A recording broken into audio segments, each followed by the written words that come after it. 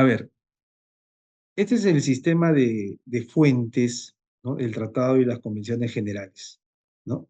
La Declaración Universal de Derechos Humanos de 1948, esta va a originar estos dos pactos: el Pacto Internacional de Derechos Económicos, Sociales y Culturales del 66 y el Pacto Internacional de Derechos Civiles y Políticos también del 66. A su vez, se van a celebrar muchas convenciones, ¿no? Que los estados van a reconocer y que forman parte del bloque de convencionalidad. La Convención Internacional sobre la Eliminación de todas las formas de discriminación racial del 65, la Convención sobre la Eliminación de todas las formas de discriminación contra la mujer, ¿no? La Convención sobre los Derechos del Niño, el protocolo facultativo de la Convención sobre los Derechos del Niño, y así. Entonces, todos estos textos normativos internacionales son los que se debe conocer, son los que se debe tener en cuenta, ¿no? Si es que, bueno, se quiere litigar a instancias del sistema interamericano.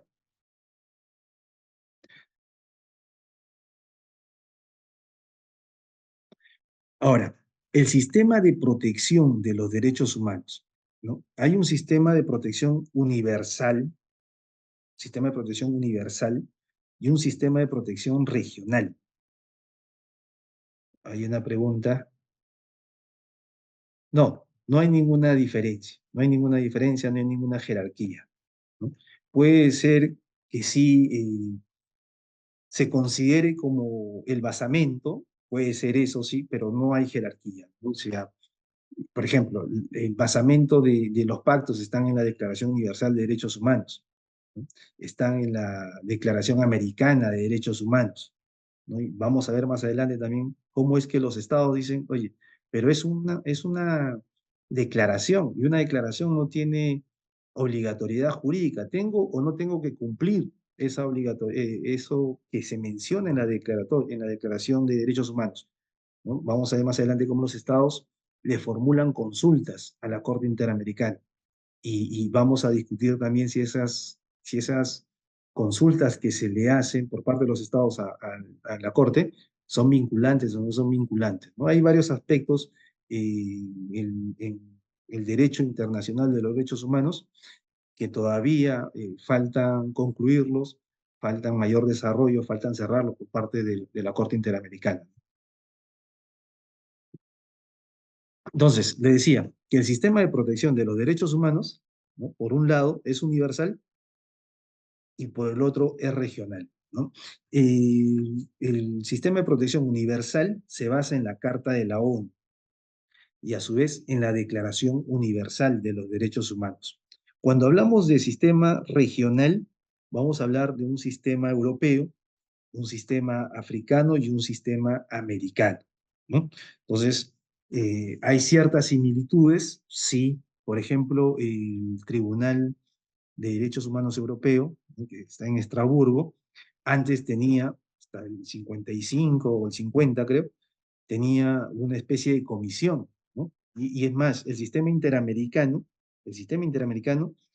va a ser una réplica del sistema europeo, pero el sistema europeo descarta a la comisión, el sistema americano lo mantiene, ¿no? Entonces, también ya, si bien es cierto, nace con similitudes al otro sistema, ¿no? Ahora ya se diferencia un poco porque allá en Europa van directo al Tribunal Europeo.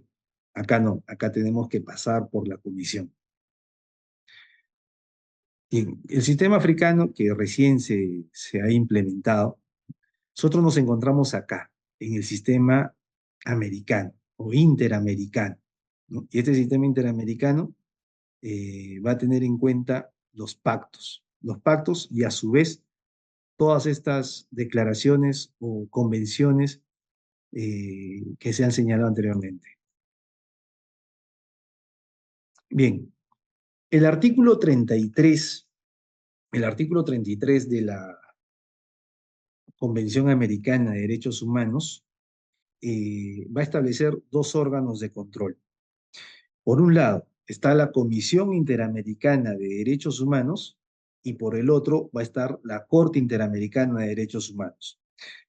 Cada uno va a tener sus propias competencias, ¿no?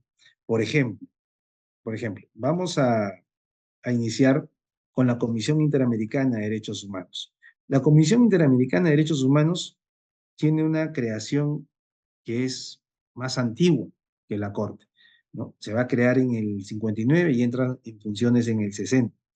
Es la comisión la que recibe esas reclamaciones individuales, ¿no? El ciudadano que se ve, que considera que se ha lesionado los derechos contenidos en la convención u otros tratados u otras convenciones, se va a dirigir a la comisión, ¿no? Para que la comisión active el procedimiento.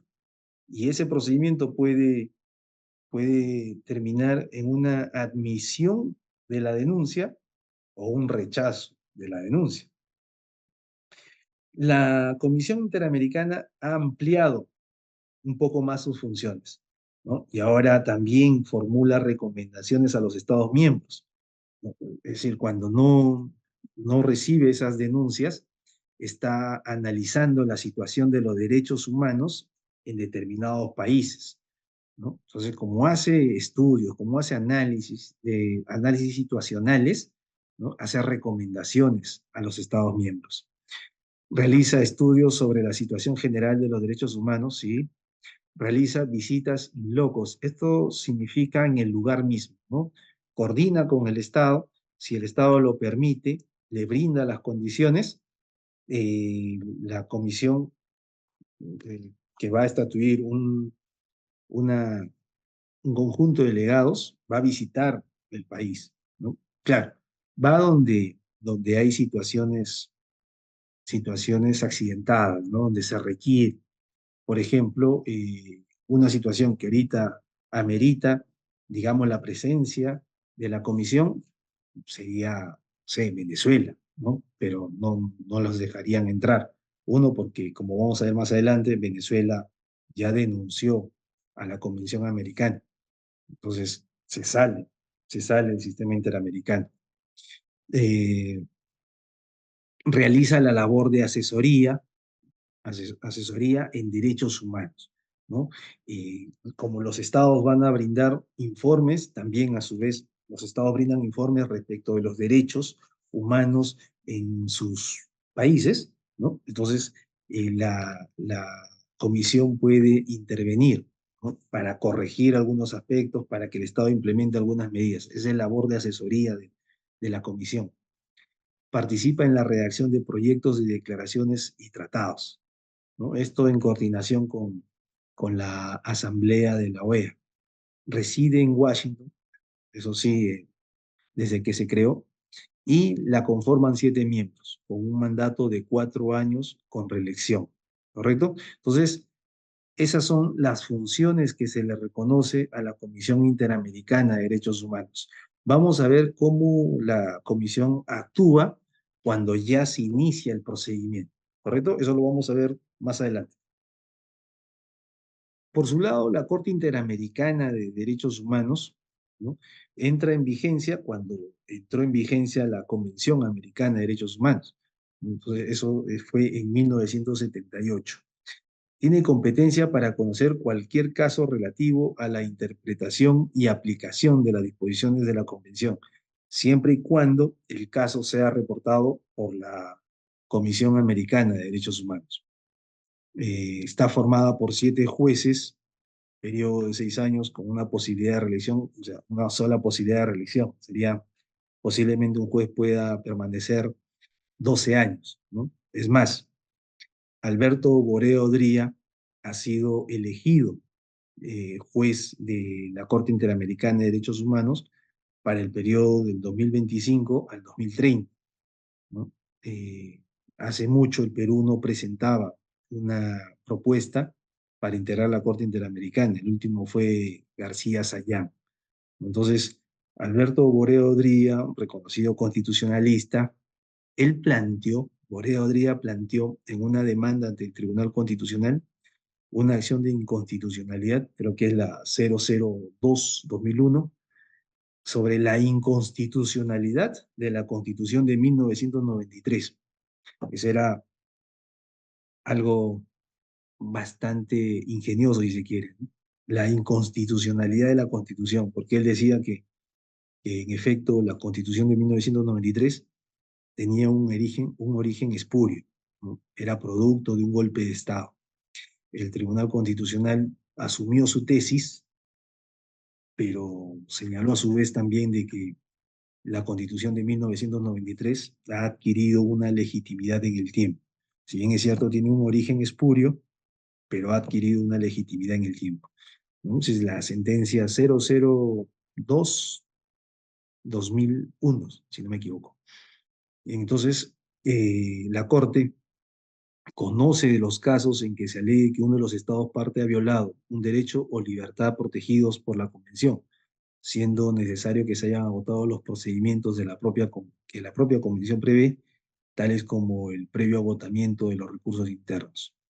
Puede dictar medidas provisionales y su fallo es definitivo e inapelable.